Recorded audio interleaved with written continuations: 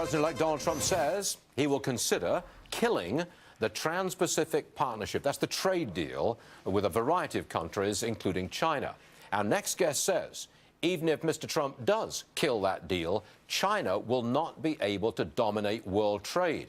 He's back. His name is Gordon Chang, and he's the author of The Coming Collapse of China. Welcome back, Gordon. Good to see you. Good to see you, Stuart. What do you mean China will not dominate world trade? I think they've got a pretty good handle on it already, haven't they? Well, their currency is overvalued, which makes their goods uncompetitive.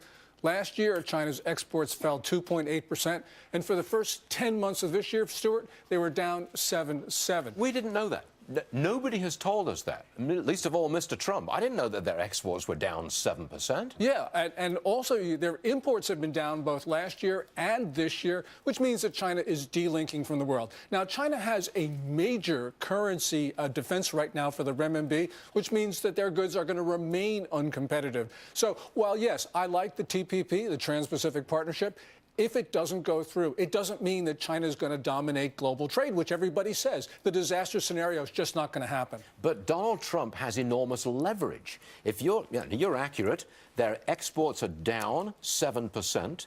They've got real problems at home. That gives America leverage, doesn't it? It gives us enormous leverage. And also, you know, we've got a trade deficit with China. Last year, it was $334.1 billion, both goods and services, which means that we have a lot of leverage because in trade wars, which everyone is afraid of, in trade wars, it's the trade deficit countries that do well. That's us. Now, we're already in a trade war. We're just not fighting it.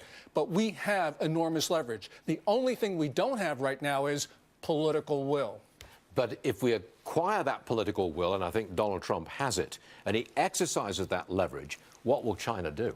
I mean, how is China, they're going to retreat into themselves, become more nationalistic? Well, they've already been doing that because they've been closing off their domestic market to foreign companies because they're trying to reserve it for state enterprises.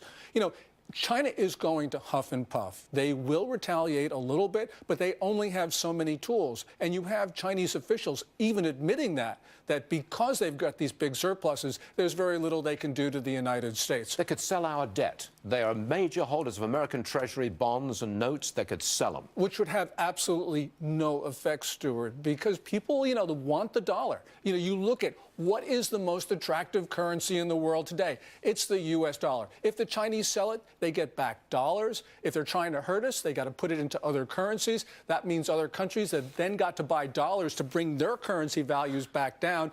It means the Chinese have absolutely no debt weapon. This is none. Fascinating. Nada. Fascinating. That's the exact opposite of what we so often hear. Gordon Chang, welcome back. Good to see you again, and we'll see you again soon. Thanks, Stu.